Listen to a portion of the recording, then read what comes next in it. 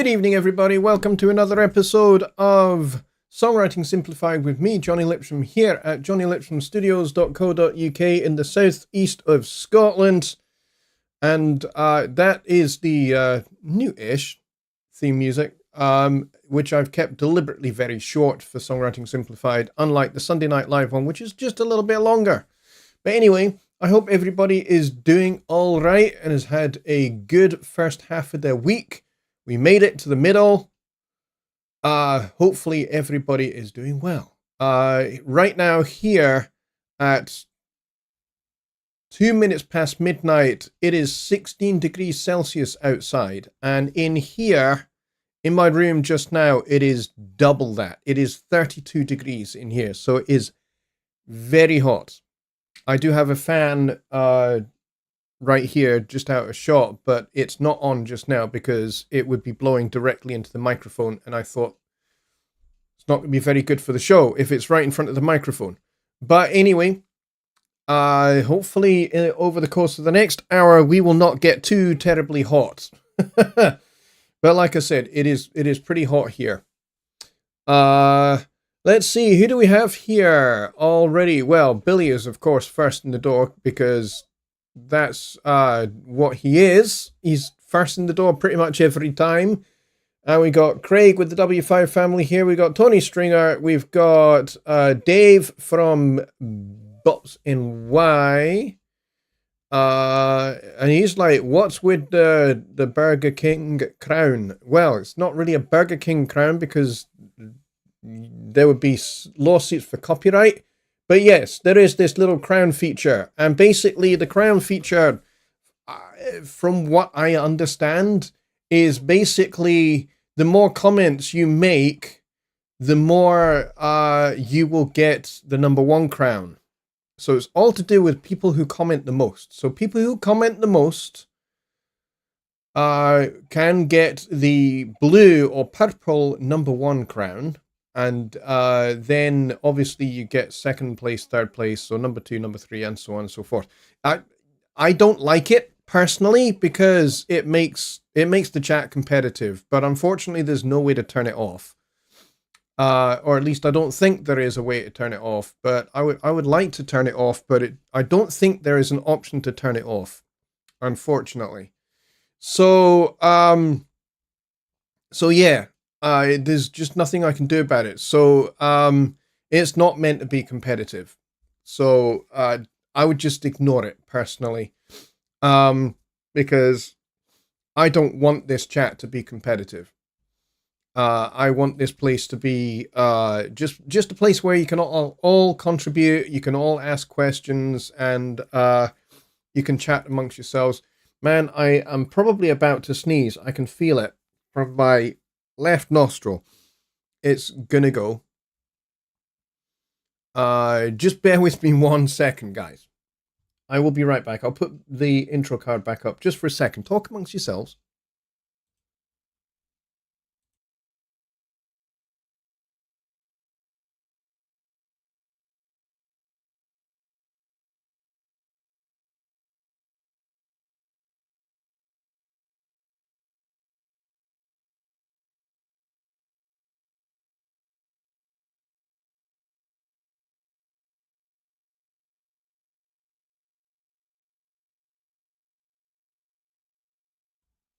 All right, fixed. Yes, I did need to sneeze, and I'm glad I did. That was, yeah, that was well worth doing. All right, so that's what the crown thing is all about. I don't like it. Anyway, we've got Caltraduzak here as well, and we got Don Oliver, we got Army, and JW is here, which is awesome. And Just Bob is here. He says, "I am hot," said no one ever to me. Yeah, yeah, people don't describe me that way either, unfortunately. I feel left out when people don't describe me that way. But anyway, so Tony Stringer has something interesting to say. He says, "I tried the Gildervox plugin today and loved it." Yes, for those of you that are not aware, my very good friend Joe Gilder has started his own plugin development company called, unsurprisingly, Gilder Audio. And so he's developed his first plugin to go with the new plugin company, and it's called Gildervox. And it's basically an all-in-one vocal plugin. So this is more for a Sunday Night Live show, and maybe I'll talk about it a little bit more on that show. And maybe I'll see if I can get Joe, maybe not this week, but maybe in a future show, I'll maybe get him back on probably on the Sunday Night Live show, and see if I can get him to come in and talk about Gilder Audio and Gildervox and see what he has to say. And hopefully we can kind of at least devote some of the show to that. That would be pretty cool. I'll see what I can do about that. Can he promise anything? But I will do my best.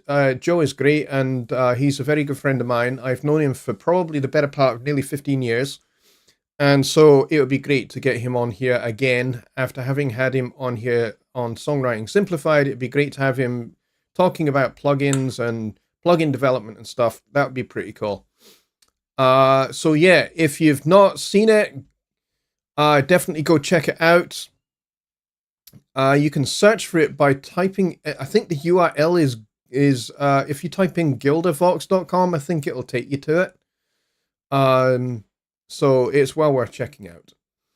I think he's using a company called Audio Loom to host his plugins and host his store for his audio company, his plugin audio company. So yeah, well worth checking out. I saw his video where he demoed it and showed how it works, and it looks pretty great to me. The UI is nice.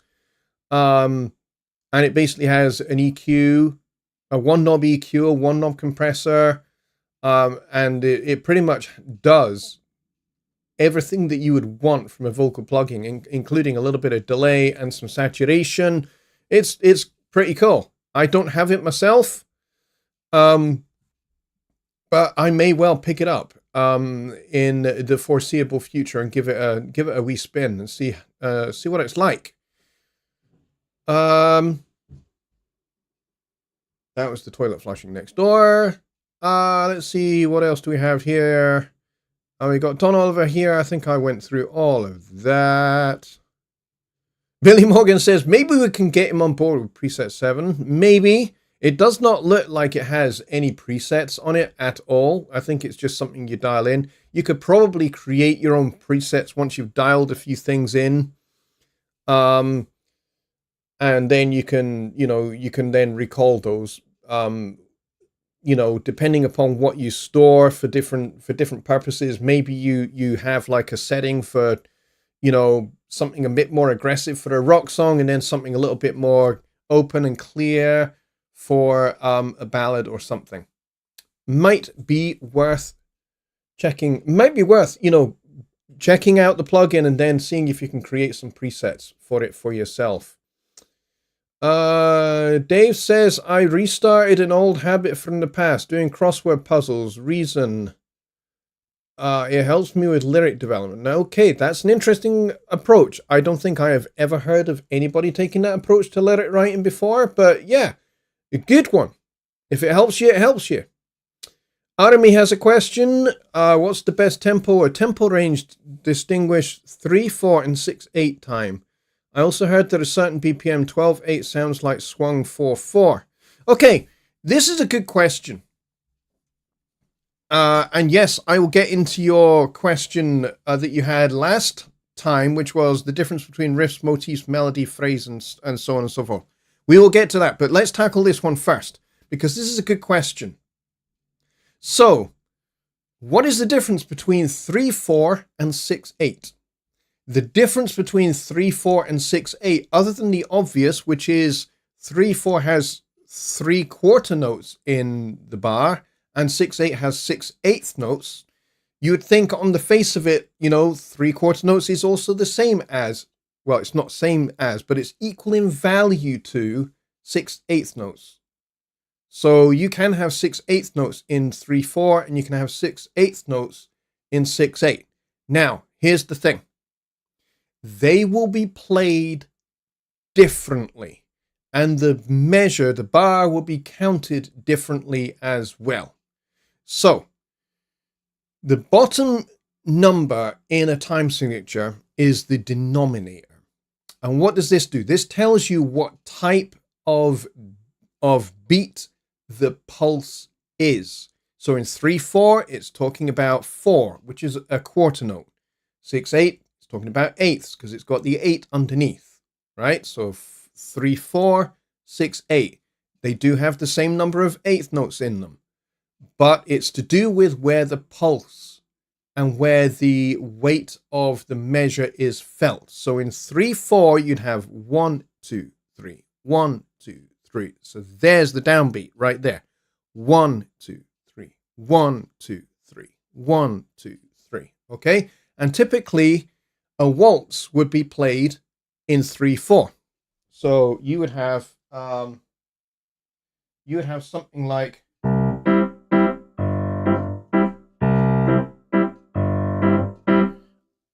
unless you are living in Vienna, Austria, in, let's say, the middle 1750s, in which case it would be like this.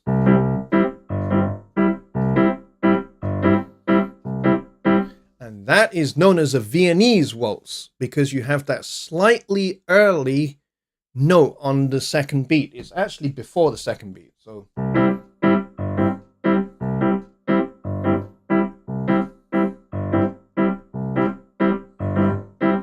whereas in other places in Europe, like France, like the UK, it's much straighter.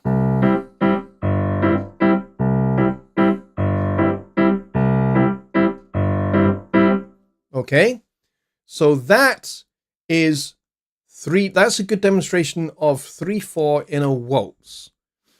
So if we're talking about 6/8, 6/8 would be not necessarily faster because it depends upon the tempo. So your 6/8 may actually be at the same tempo as that 3/4, but it would have a different emphasis. So when we're talking about 6/8, 6/8 would be counted this way: 1, 2, 3, 4, 5, 6. 1, 2, 3, 4, 5, 6. You'll notice that when I counted it, you would have 2 emphases in the measure that you don't have in 3/4. In 3/4, there is 1.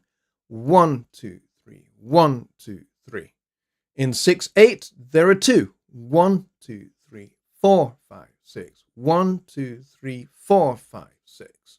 Okay, so this is where songs a little bit like Can't Help Falling in Love by Elvis Presley is another example of a triplet-based compound time signature. Okay, so I've used that word compound, and there's a reason for that, because 3/4 is an example of simple time. What is simple time? Simple time is where everything is based on, for want of a better term, the eighth notes are duplets. They are pairs of 2. So they are duplets: 1 and 2 and 3 and 1 and 2 and 3 and. Okay? In 6/8, it is compound because they are played as groups of 3 eighth notes. So 1, 2, 3, 4, 5, 6. 1, 2, 3, 4, 5, 6. Okay? You can extend this into 12/8, for example, which is probably more what Can't Help Falling in Love. That's probably much more a 12/8 kind of a song. Although I have seen charts written for that where it's in 6/8 and not 12/8. Okay, but 12/8, 6/8, these are compound times. 3/4 is simple time because it's duplets: 1 and 2 and 3 and 1 and 2 and 3 and 6/8 or 12/8 is compound because we're dealing with triplets. Okay, 1, 2, 3, 4, 5, 6. 1, 2, 3, 4, 5, 6. 1, 2, 3, 4, 5, 6. 1, 2, 3, 4, 5, 6. Okay, so that's the fundamental difference between 3/4 and 6/8. 3/4 simple time, 6/8 compound time. And this is the way that music theory describes these two time signatures. 12/8 would be an extension of 6/8, okay? Same thing, just two extra sets of triplets. And you're right in that at a certain tempo, like a very fast 6/8 or a very fast 12/8, you wouldn't be counting each individual eighth note. You would be counting the first of each triplet. So you'd get 1 and a 2 and a 1 and a 2 and a 1 and a 2 and a 1 and a 2 and a. So you get this in things like jigs and reels. Okay, jigs and reels are very fast 6/8 usually. So that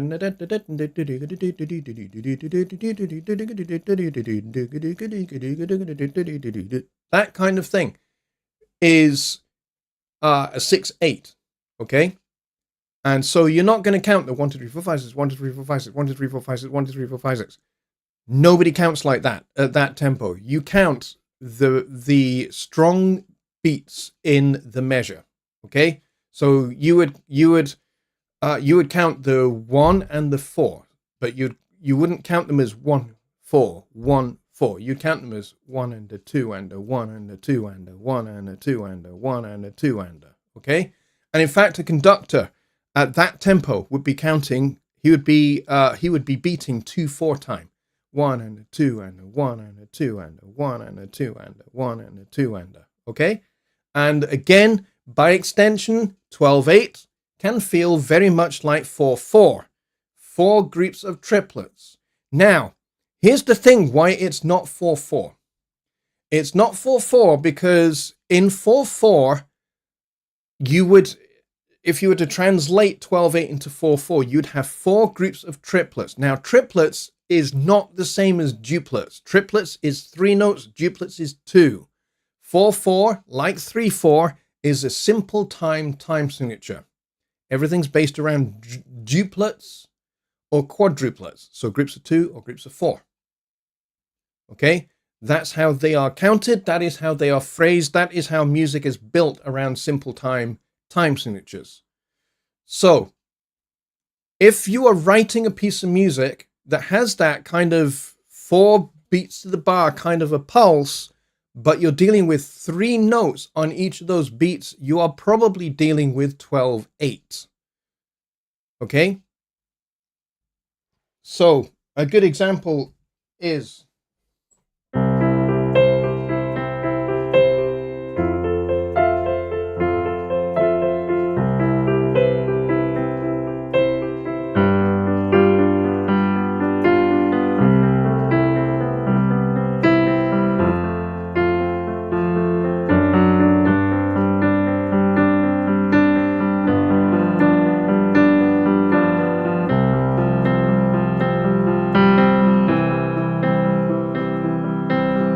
now that was in 12/8. Now, why was that 12/8 and not 6/8?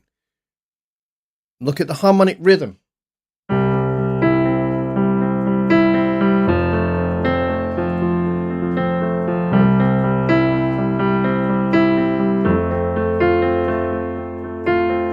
2, 3, 4, 5, 6, 7, 8, 9, 10, 11, 12. 1, 2, 3, 4, 5, 6, 7, 8, 9, 10, 11, 12.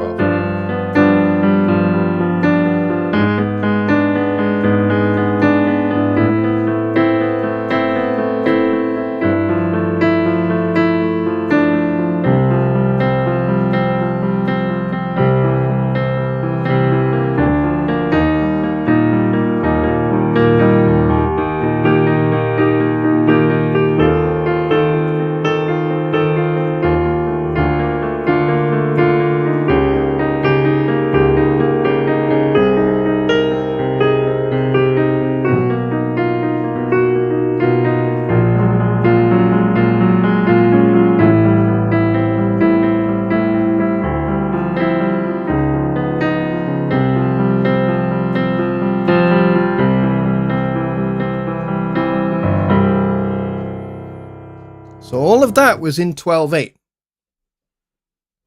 Okay? because we have basically 1, 2, 3, 4, 5, 6, 7, 8, 9, 10, 11, 12. 1, 2, 3, 4, 5, 6, 7, 8, 9, 10, 11, 12. And notice how I'm conducting that. I'm beating that as if it's 4, 4.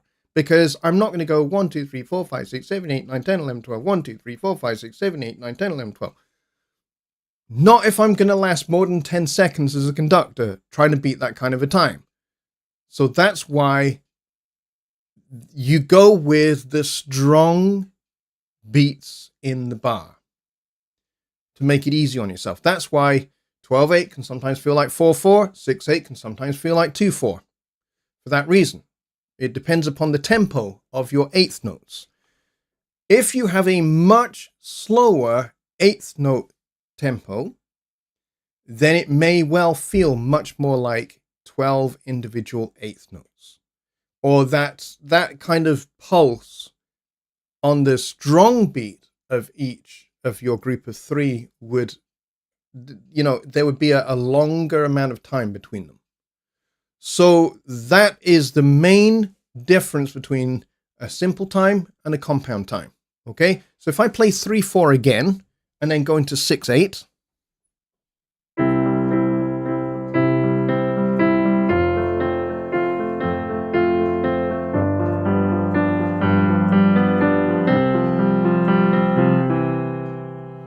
Okay, there's our 3/4. Let's go into 6/8.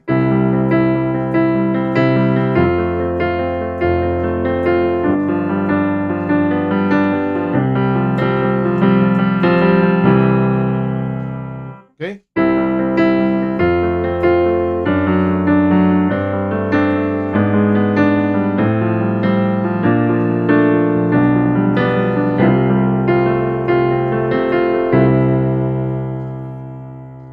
All of that was 6/8.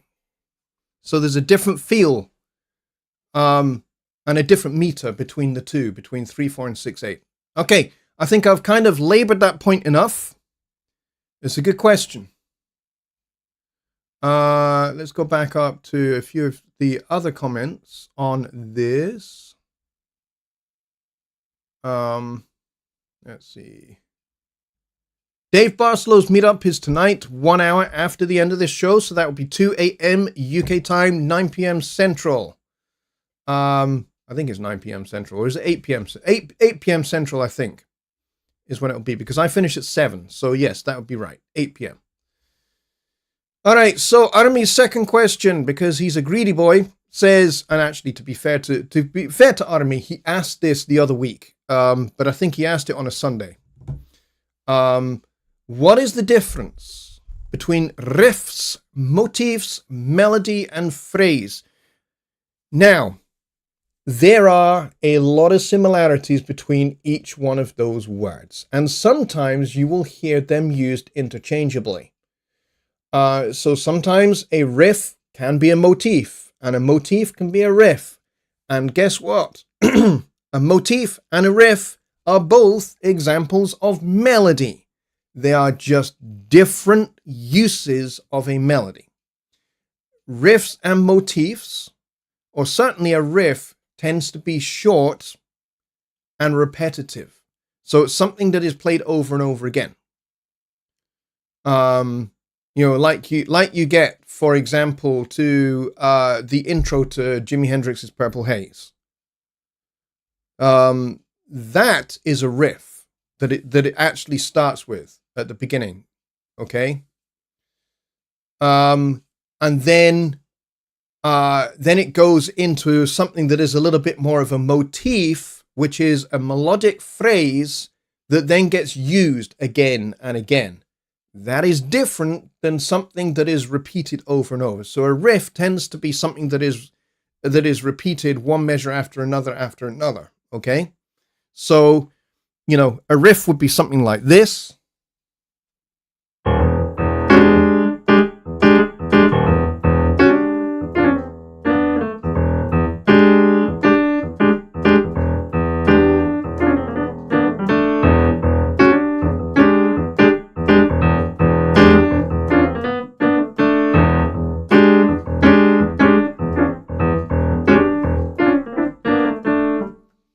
That would be a riff. Okay, because I'm using that over and over again, and then a melody might be placed over the top of that. So a motif would be something like, for example, the beginning of the first movement of Beethoven's Fifth Symphony, where he starts with the Morse code for the letter V. Da da da da da da da da. Then what does he do with that little motif? He then tosses it around the orchestra and he takes it through a bunch of different chord changes, transposing it up, down, up, down, up, down, and then he brings that to a conclusion. And then he repeats the thing again, but this time down in the dominant. So he started in the tonic, and then he's gone through a bunch of chord changes, and then he comes to an end, and then he repeats the whole thing down in the dominant, which is how classical music works. Classical music works with, you state your motif, you state your theme, your thematic concept in the tonic, you restate it in the dominant, and then you state it again in the tonic, and then you develop it maybe in the relative minor, which in the key of C major would be the key of A minor, but Beethoven's Fifth, the first movement is in G major, so that would be E minor. And then he takes that whole idea, that whole motif, da-da-da-da, da-da-da-da, goes through the whole symphony. All of the movements in that symphony have that motif woven all the way through it. So a riff is something that is repeated over which one might put a melody. A motif is an idea similar to a riff that is used again and again and then extended and developed. Either you extend it by adding notes to it, or another way to contrast your motif would be diminution. I can't even say the word. Diminution. Yeah, it's a word I can't say. Where you actually shorten the idea gradually. This is a compositional technique that Coltrane used a lot in improvisation. He would start with a little motif, and then he would add a single note to it. He would play the motif and add a note to it. He'd play it again, add another note to it. So we call that additive rhythm. And he's just adding an extra note, an extra note, an extra note, an extra note to extend the idea. And then he takes that idea, moves it around, transposes it, makes it fit different chord changes depending upon what tune he's improvising over. And then he would do the opposite. He would then diminish it, make it shorter by one note, by one note, by one note each time he plays it. And so that's basically a great little improvisational technique where if you're kind of stuck for ideas, you can do that. You can just take a little motif out of 2 or 3 notes and then just like add to it and then subtract from it to provide contrast. And that gives you improvisational ideas for free, basically. And you just find a starting note, or you find a common tone that's maybe common to all the chord changes that you're playing over. So, for example, this could be it could be a B flat, and you're playing over a B flat blues. So you're using the tonic, you're hammering that tonic over all of the chord changes, but you're adding the rhythm to it. Or you're using the first, maybe your little motif is the first 3 notes of the B flat blues scale, and then you extend that. And you add another note to it, another pitch to it, and you add another pitch until you've used up the whole blues scale from octave to octave, and then you do the reverse. You shorten it and shorten it and shorten it and shorten it. Maybe you actually play the little figure backwards. So not just rhythmically backwards, but maybe also you maybe reverse the pitches. So if it originally went up and then down, you would go down and then up. So those are ideas that you can develop, and they're essentially for free. There's no real compositional effort required. You're not sitting there going, how do I find another phrase? You're using a phrase and then you're developing it by adding to it or shortening it, and then you can flip it upside down. And then you can play it backwards and upside down if you want to. We call that retrograde inversion. So these are all little options that you can do with a motif. And this is what great composers like Beethoven and Mozart did all throughout their careers in all of their works. They took a little motif and they extended it, developed it, flipped it, played it backwards, played it upside down, played it in the relative minor. And this is, of course, how Johann Sebastian Bach would develop his works, particularly his fugues. If you've ever heard any of the toccata and fugues that he did, particularly the 48 preludes and fugues, which celebrates equal temperament, by the way. And so what he did was he would take a little melodic idea, a little motif, and that is the theme for the fugue. And then you develop,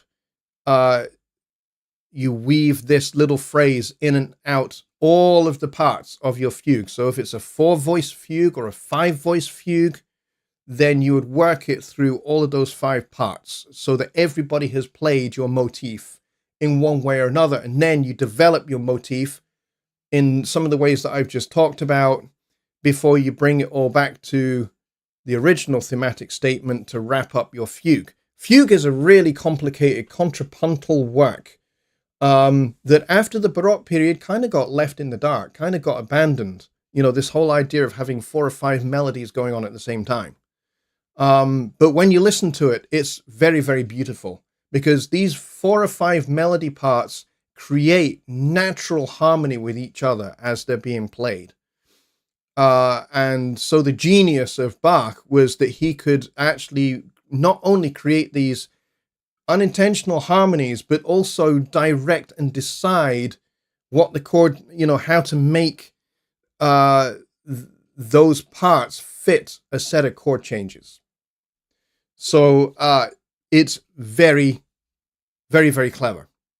And yet it kind of got abandoned until you get, I guess the nearest you get to it in contemporary popular music would be Dixieland jazz, basically, which is a contrapuntal music because you have a melody, you have a couple of counter melodies, and then you have like a bass part, which doesn't actually just play just the root and the fifth.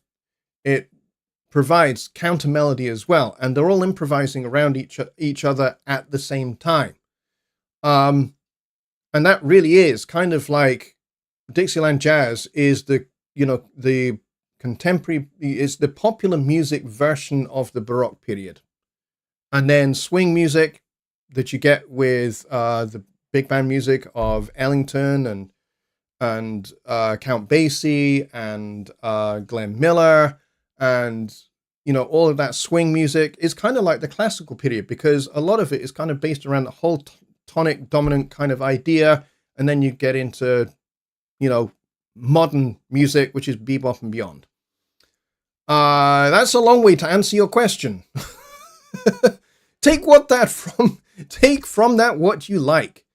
Dave says, I agree that 12/8 can feel like 3/4 waltz. Can't help falling in love. No, 12/8 would never feel like 3/4. I can see why you would say that though, but no, it doesn't feel like 3/4 because think about where the strong beats are in the melody of Can't Help Falling in Love. This is why Can't Help Falling in Love is more likely in 12/8. Although, like I said, I've seen more charts of Can't Help Falling in Love which are in 6/8 rather than 12/8. But personally, when I listen to the Elvis's recording, that to me is in 12/8. It's not in 6/8. So I don't know why a bunch of arrangers have written it in 6/8. Let's see, what else do we have? So Aramis says, so tempo doesn't affect the two signatures. No, tempo and time signature are not the same thing. They are they are intertwined. They have a symbiotic relationship. Tempo and time signature definitely have a symbiotic relationship. One is to do with the different type of pulse. Okay? That's what the 4, 8, and 16 and 32. That's what those numbers at the bottom of a time signature tell you. They tell you what type of note is the pulse. But you will find that there are some piano works, some classical piano works, where you will look at the top of the work and it will say eighth note equals 20 beats per minute, or 40 beats a minute, or something like that. And when you listen to the music, you're not looking at the chart. You would think it's just in 4/4. But it probably isn't written that way. And you'll find that when you look at the original manuscript, and you'll see that actually the composer has specifically said eighth note equals, and given a tempo marking for eighth notes.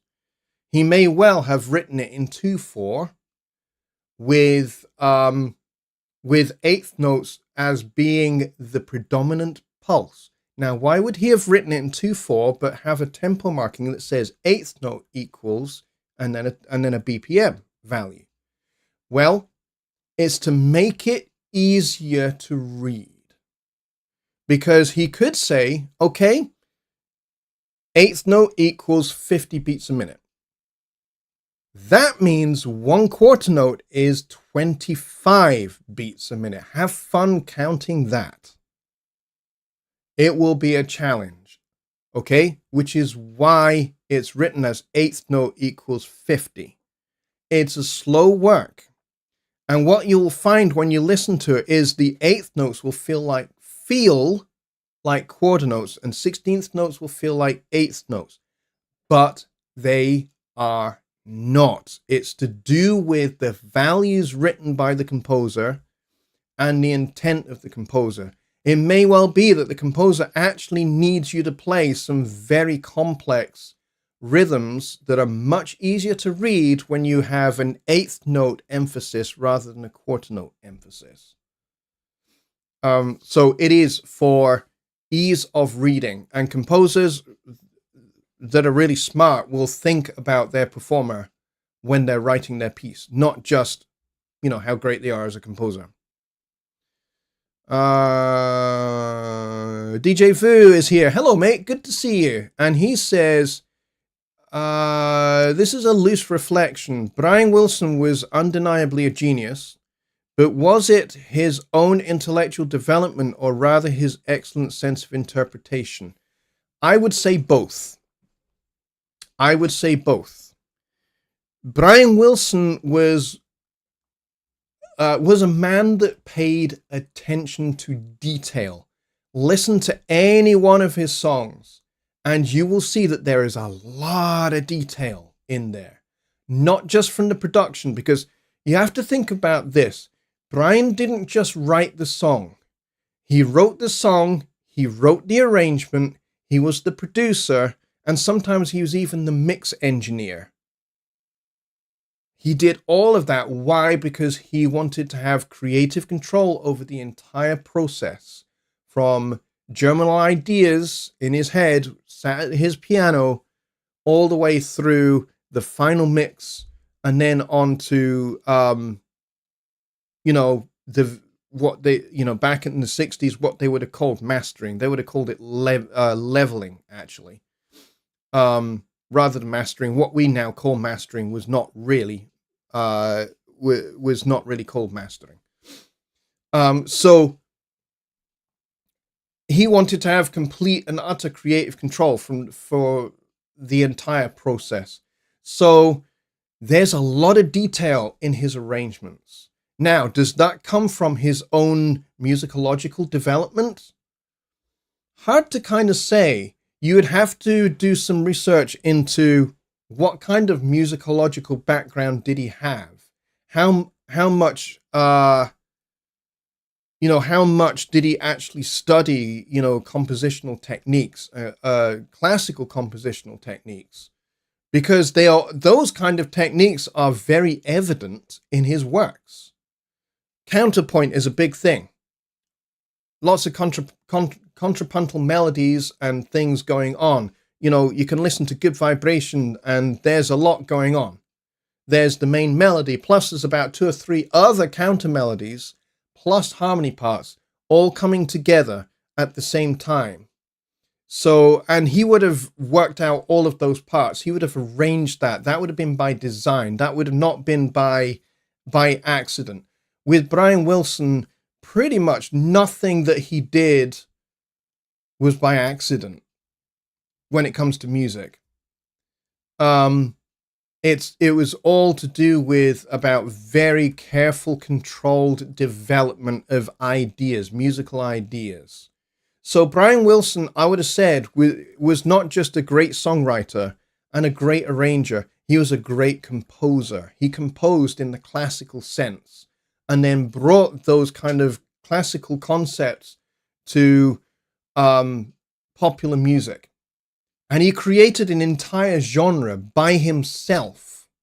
So his genius wasn't just his development. I mean, I think he worked very, very hard at his craft, and that is very evident. It wasn't just about innate talent and musical genius. He worked very hard at his craft, improving it, fine-tuning it, making it better and better and better. But he did create an entire genre all by himself. I mean, that whole kind of surf kind of sound was his kind of thing. And then he kind of extended that idea into some other things, but he totally created an entire musical world all of his own, and revolutionized the whole idea of background vocals. So background vocals went from just being oohs and ahs. There were oohs and ahs, a lot of them in a lot of his songs, and, wordless consonantal sounds. He did a lot of that as well. But he made, background vocals as integral to the music as the main lead vocal. I think that's really, really clever. And actually, like I said, kind of references back to, music from the Baroque period as well as the classical period. Very, very smart guy.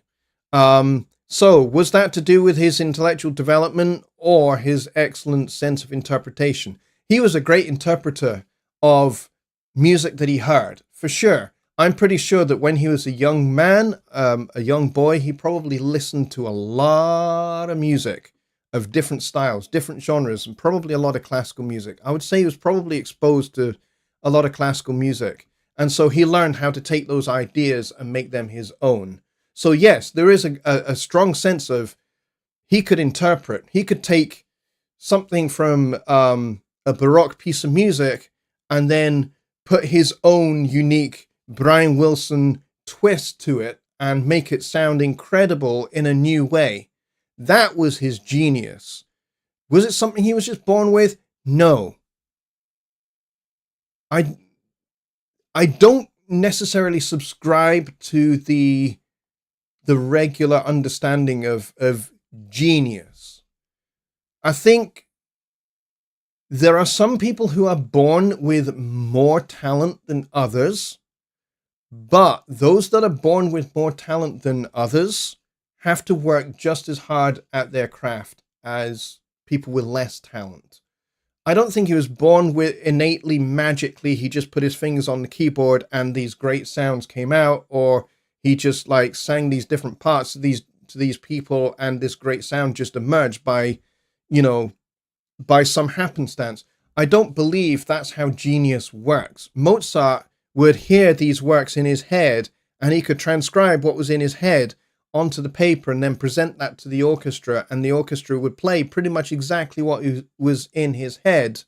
And he invented musical styles that didn't previously exist. He took the idea of the symphony, which was kind of in its infancy, and he extended it into something amazing, and he expanded the dynamic range of the orchestra from kind of quiet-ish to kind of reasonably loud.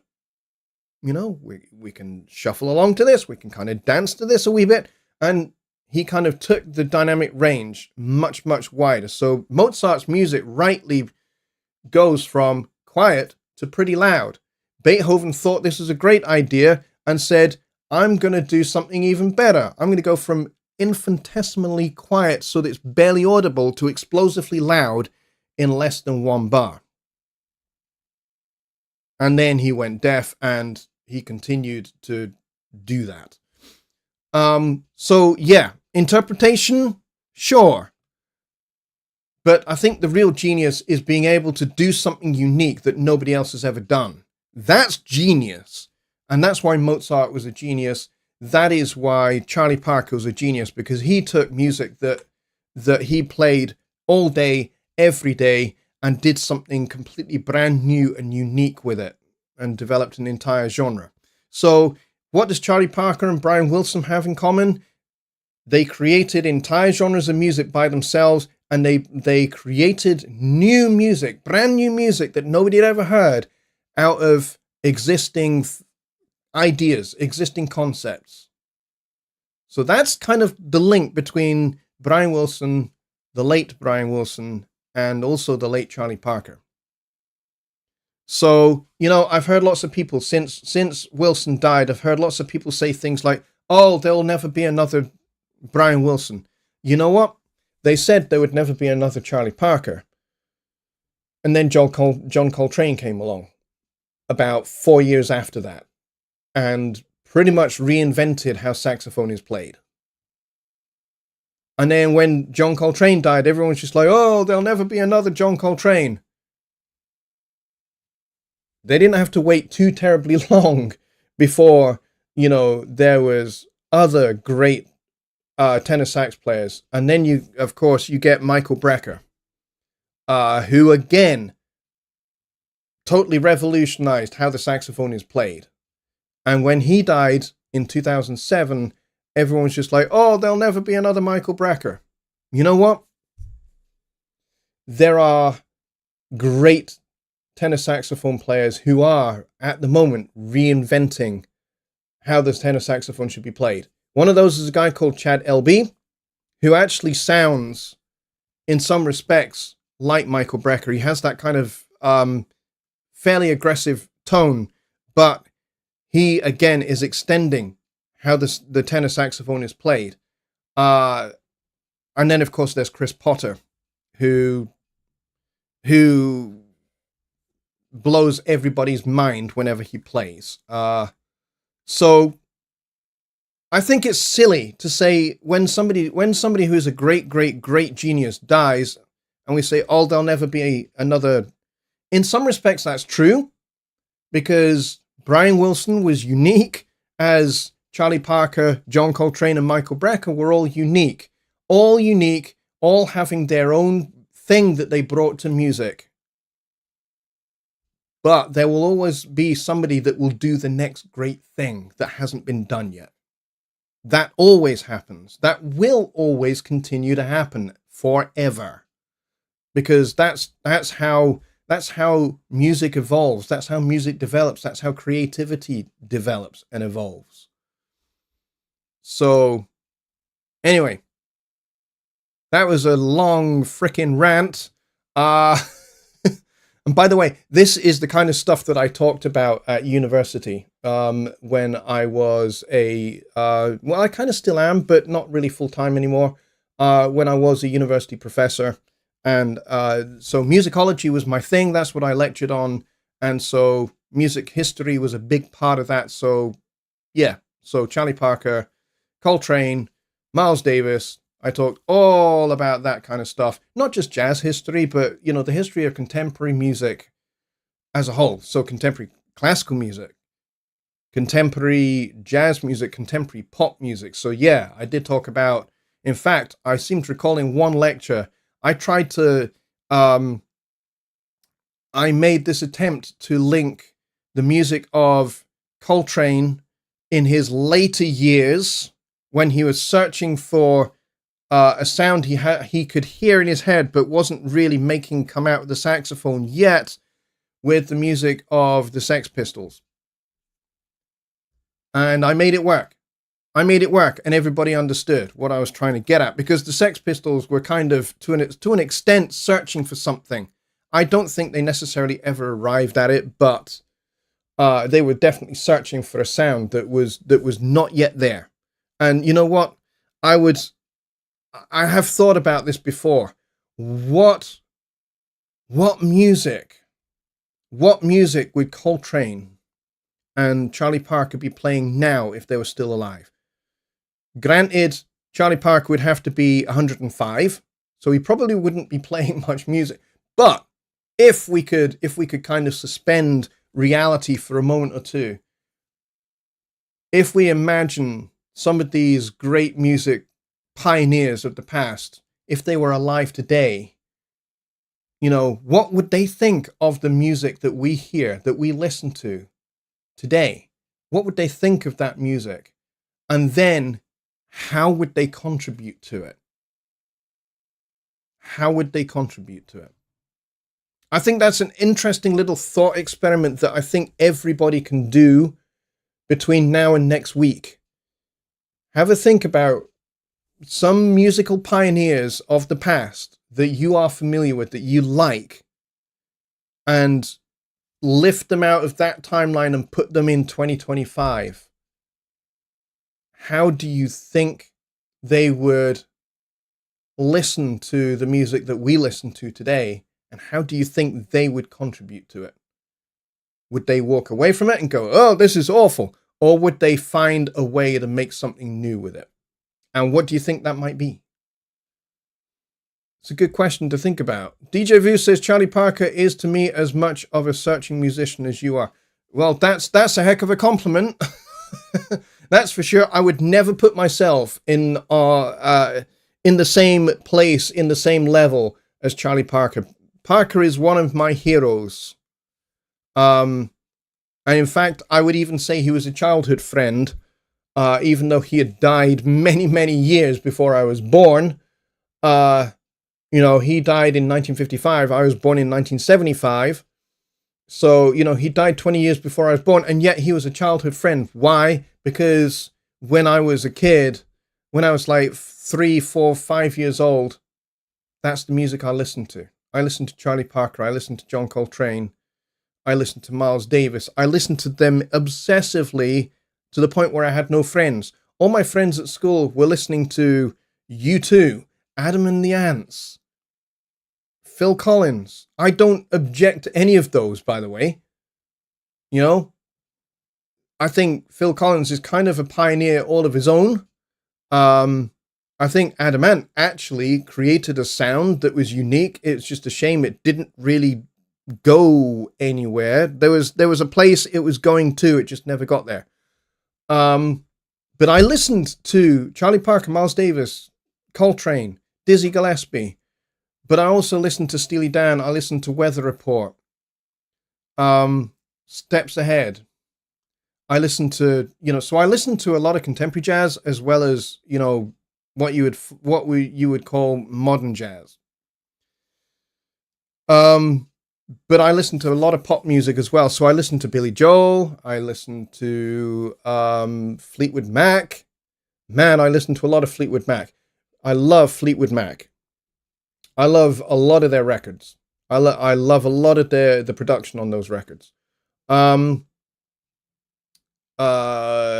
listened to a lot of Joni Mitchell.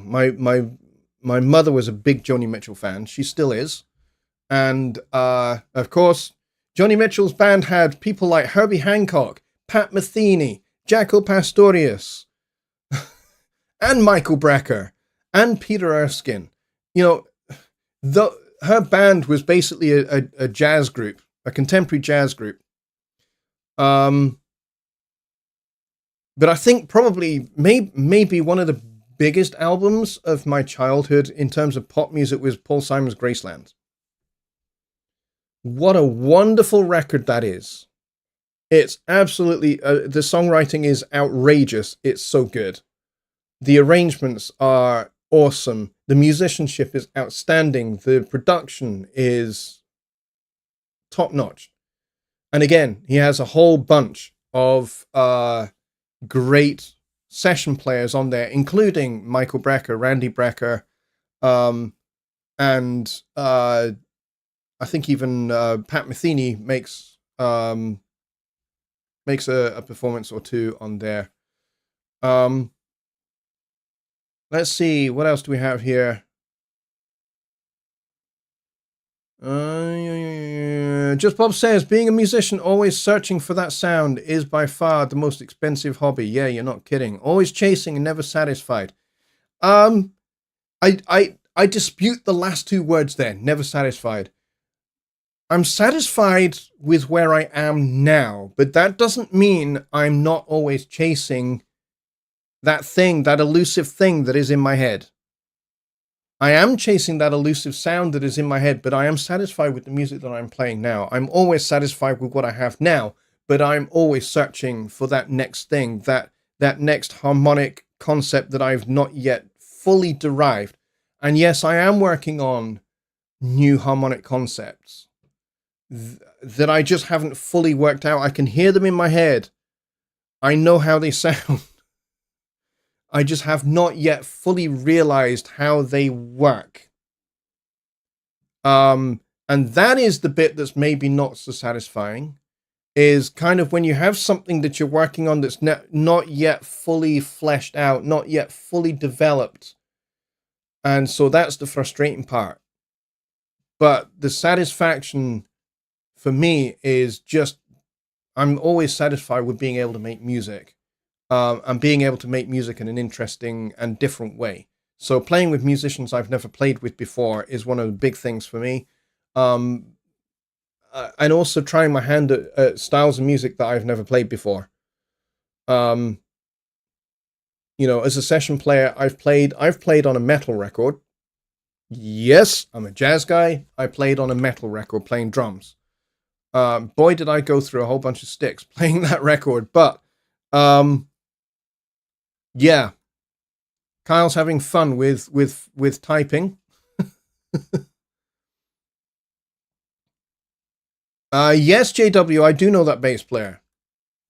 Yep, I have seen him play, and he is an amazing bass player.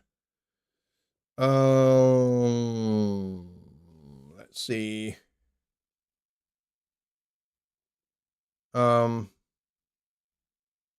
Dave says, like Toy Story, falling with style. Yeah, falling with style is a great way to describe inventing music. DJ says, it's true that jazz musicians introduced many interesting musical solutions that go beyond the canon of classical music. Yes. Yes. It's true. But if you look at the development of what we would call classical music, which is a misnomer in and of itself, because classical refers to just strictly one period in time, from the end of the Baroque period to the beginning of the Romantic period. And we call that the classical period. But strangely enough, that whole body of music has just become known as classical music. But the whole development of classical music, if you kind of put a mirror of the development of classical music up against the development of jazz music, you can see that they actually kind of move in step with each other. Like I said, kind of medieval music would be kind of like the very early blues music from, you know, the Mississippi Delta, Chicago area, Philadelphia, you know, kind of all those places where blues was beginning to develop. And so that's kind of your medieval period. And then you get into the Baroque period, and contrapuntal music, kind of like Dixieland jazz, and then you get swing and big band, and this is where the orchestra grows in classical music. You go from small little chamber groups with a basso continuo and a couple of viols and violas and a basset horn, a sack butt. Do you know what a sack butt is? You've never heard of what a sack butt is? A sack butt is the precursor to the trombone. And yes, I believe that when they developed the trombone, they should have continued calling it the sack butt, because I think that's hilarious. But yeah, and so the orchestra grows, and so the big band kind of grew at the same time, you know? Well, not at the same time, but, you know, developmentally in step with that, and so on and so forth, until you get to, you know, fusion music and Chick Corea, and you get to the modern period where you get Snarky Puppy, and you get You get great big bands. You get Chris Potter and the things that he's doing, and you get the WDR big band out of Cologne, Germany, who are just frighteningly impressively good, by the way. Anyway, we are at the end of the show, and I have been talking like a very talky person. I'll finish with this though.